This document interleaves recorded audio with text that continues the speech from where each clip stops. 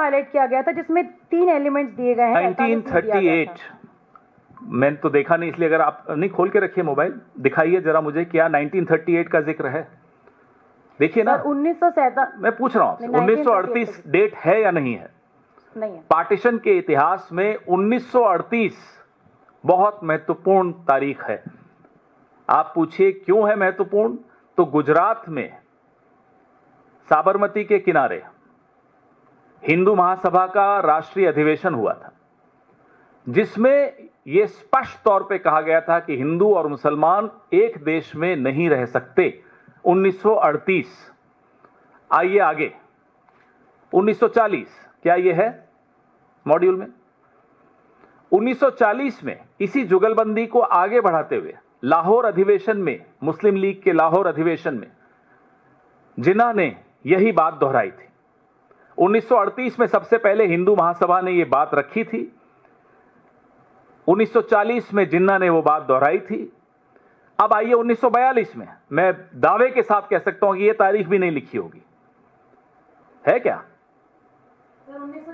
1942 में क्या हुआ था, ये लिखा है। अलायंस की सरकार बनी थी, लिखा है। हिंदू महासभा और मुस्लिम लीग की सरकार बनी थी। जब भारत छोड़ो आंदोलन का आह्वान हुआ, कांग्रेस ने तमाम प्रोविंशियल असेंबली से इस्तीफा दिया सड़क पर उतरने के लिए।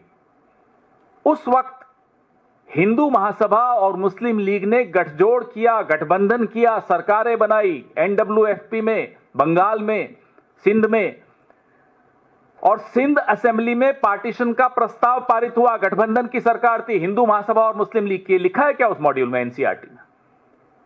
आग लगा दीजिए इस किताब को अगर यह सब नहीं लिखा है तो। यह है हकीकत। यह हिंदू महासभा और मुस्लिम लीग की जुगलबंदी से पार्टीशन हुआ है। इतिहास के अगर सबसे बड़े विलेन कोई हैं तो राष्ट्रीय स्वयंसेवक संघ है। पीढ़ियां उनको माफ नहीं करेंगी जो उनका योगदान रहा है। मुखबिरी करते हुए उन्होंने अपने 25 साल उस वक्त के गुजारे, और उस मुखबिरी में जुगलबंदी और की मुस्लिम लीग के साथ, जिन्ना के साथ। गए थे अडवाणी जी जिन्ना की मजार पर सजदा करने, शुक्रिया अदा करने। इसलिए जिस तरह से संस्थाओं में ये हस्तक्षेप करके इतिहास को तोड़ मरोड़ रहे हैं, हम कोई चुप बैठने वाले हैं? क्या ये इतिहास के पन्ने हटा सकते हैं, ये वाले 1938 वाले, 1940 वाले, 1942 वाले?